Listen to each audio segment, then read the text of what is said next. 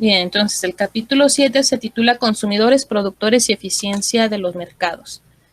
Tenemos algunos conceptos. Tenemos que la economía del bienestar es cómo la asignación de recursos afecta al bienestar económico. La disposición a pagar es la cantidad máxima que un comprador pagará por un bien. Por ejemplo, si enlistamos las disposiciones a pagar de diferentes compradores de determinado bien, encontraremos que dependiendo del ingreso y de las preferencias de los consumidores, es que tienen una disposición a pagar máxima por un producto. En este caso, el ejemplo nos dice que John tiene una disposición a pagar de 100, Paul tiene una disposición a pagar máxima de 80, George de 70 y Ringo de 50. Bien, el excedente del consumidor es la cantidad de que un comprador está dispuesto a pagar por un bien menos la cantidad que el comprador realmente paga por el bien. Mide el beneficio que reciben los compradores por participar en el mercado y está muy relacionado el excedente del consumidor con la curva de demanda. Nos dice el autor distribución de la demanda derivada de la disponibilidad para pagar de los posibles compradores. Bien, entonces de la información anterior, de las disposiciones a pagar es que nosotros podemos construir una curva de demanda, que en este caso ustedes la observan como si fuera una escalera, porque son solamente 4 personas las que de momento analizaríamos en la demanda. Entonces vean que aquí está la disposición máxima de John de pagar por determinado bien. Me parece que el ejemplo es de un disco. Entonces esta persona lo valora de tal manera que está dispuesta a pagar máxima 100 unidades monetarias.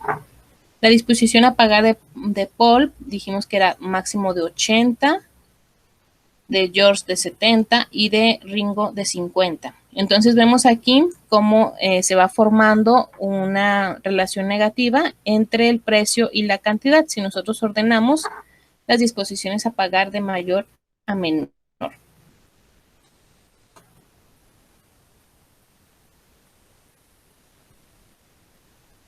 Entonces, pues vemos cómo la curva de demanda refleja las disposiciones a pagar por parte del consumidor. Y entonces, por ejemplo, si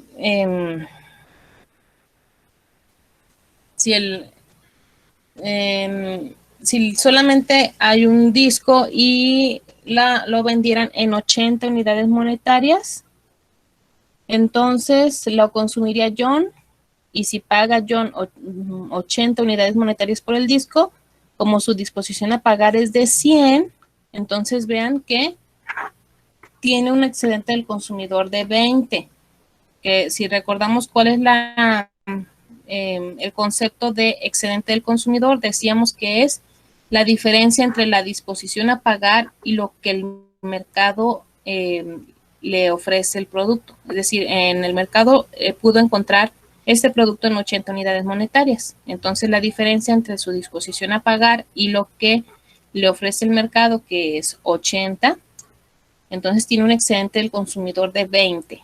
Es decir, el excedente del consumidor es lo que los consumidores estarían dispuestos a desembolsar y que no desembolsan gracias a las condiciones del mercado.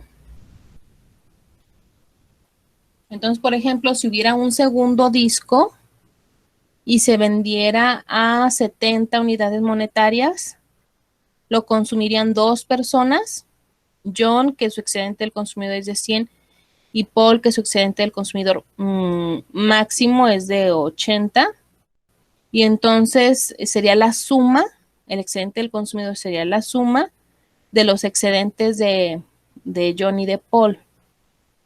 Es decir, cuando el precio era de 80, se tenía un excedente del consumidor de 20, pero ahora que para vender el segundo disco se tuvo que bajar el precio, entonces el excedente de John aumentó. Vean que en este caso bajó el precio y aumentó el excedente de John, pero además permitió que otro consumidor accediera al mercado con una disposición a pagar de 80 y pagó 70, por lo que Paul tiene un excedente de 10. Entonces el excedente total sería 30 más 10, 40.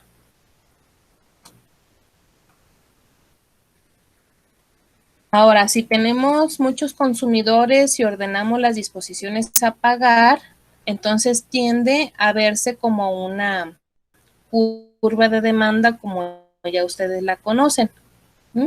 Entonces, dada la curva de demanda y dado el precio de mercado, supongamos que el precio inicial de mercado es precio 1, entonces la cantidad que se vende sería de Q1, ¿sí? Esa sería la cantidad que se vende. Ahora, ¿cuál es el excedente del consumidor? El concepto nos decía que es la diferencia entre la disposición a pagar y lo que pagan, que es el precio de mercado.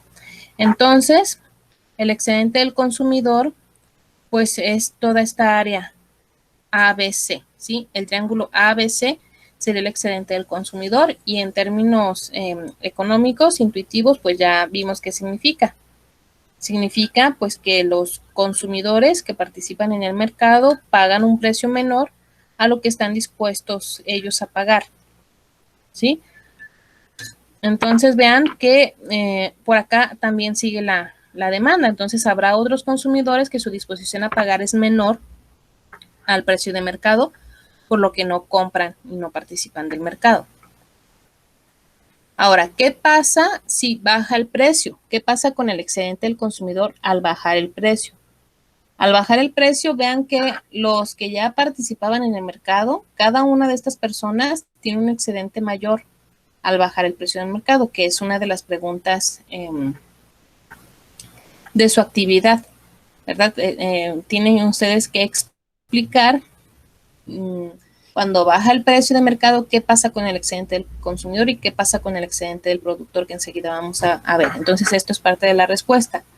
Al bajar el precio, los que ya participaban en el mercado tienen un mayor excedente del consumidor. Pero además, al bajar el precio, permite que otros consumidores se incorporen. Esto, el área CEF es nueva. Entonces, son nuevos consumidores que se incorporan al mercado. Y entonces el excedente del consumidor final sería el área ADF, ¿sí? Ese triángulo.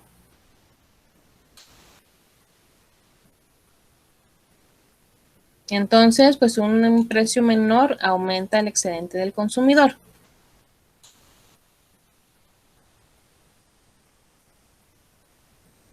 Entonces, bueno, también se menciona el caso en el que, pues, el bien analizado en el mercado de oferta y demanda sería el de drogas ilegales. Y, bueno, pues, en efecto, los drogadictos tienen una disposición a pagar alta por la droga. Y para ellos, pues, sería benéfico, ¿verdad? O sea, tendrían, si baja el precio de las drogas, sería bueno para ellos porque lo valoran y es el placer que les da. Sin embargo, desde el punto de vista de la sociedad, pues no sería compatible, no sería benéfico socialmente hablando. Ahora, para abordar el excedente del productor, tenemos que abordar el concepto de costo. Costo es el valor de todo lo que el vendedor renuncia para producir un bien y mide la disposición para vender. El excedente del productor es la cantidad que recibe el vendedor por un bien menos el costo en el que incurre para proporcionarlo. Entonces tenemos el ejemplo de personas que están dispuestas a realizar un servicio. Por ejemplo, Mari incurre en costos altos para realizar ese servicio. Por lo tanto, sus costos son de 900. Por lo que ella necesita que le ofrezcan más de 900 para poder ofrecer ese servicio. Frida tiene un costo de 800, por lo que requiere que le ofrezcan más de 800 para realizar el mismo servicio.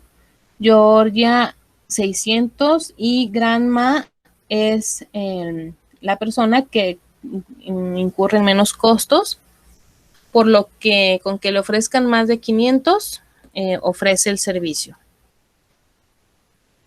El excedente del productor está estrechamente relacionado con la curva de oferta. ¿Y cómo construimos la oferta? Pues la construimos a partir de los costos de los oferentes. Entonces, el precio dado por la oferta muestra el costo del vendedor marginal. Por ejemplo, con esta información que acabamos de ver del ejemplo, nosotros construimos la curva de oferta. Vean aquí el costo de Granma, el costo de Georgia, de Frida, el costo de Mari. Entonces se va construyendo una relación positiva entre el precio del producto y la cantidad de casas pintadas, que es el servicio del ejemplo. Entonces la curva de oferta refleja los costos de los oferentes y con la curva de oferta podemos medir el excedente del productor.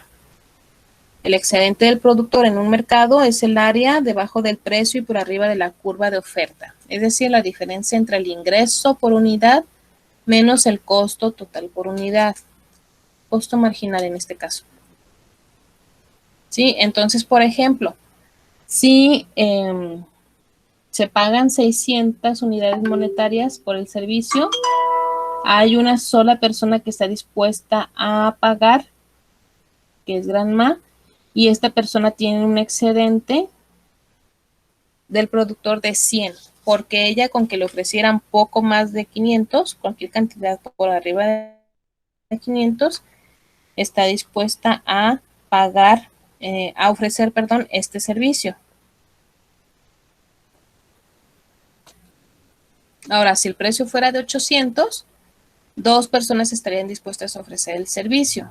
Y suponiendo que no pueden pagar un precio diferente a cada oferente, al subir el precio a 800, Granma aumenta su excedente del productor, ya que ella, con que le ofrezcan más de 500, ofrece el servicio, pero le están ofreciendo 800, por lo que su excedente del productor sería de 300. Es decir, al subir el precio, aumentó el excedente de Granma.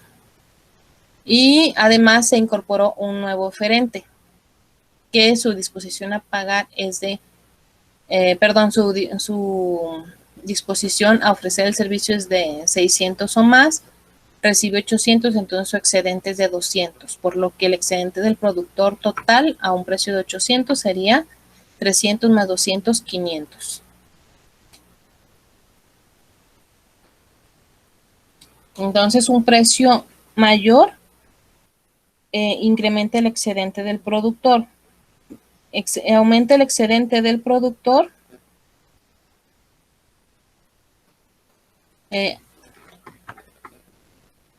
Bien, empezamos observando qué pasa con precio 1.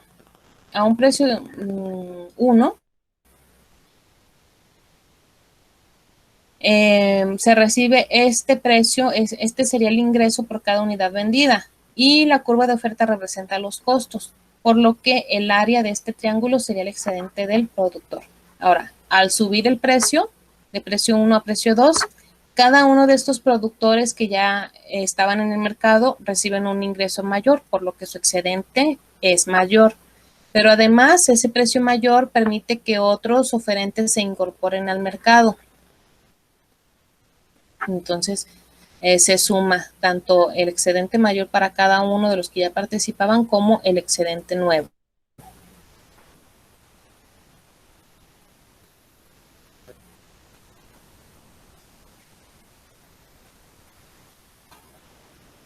Bien, entonces,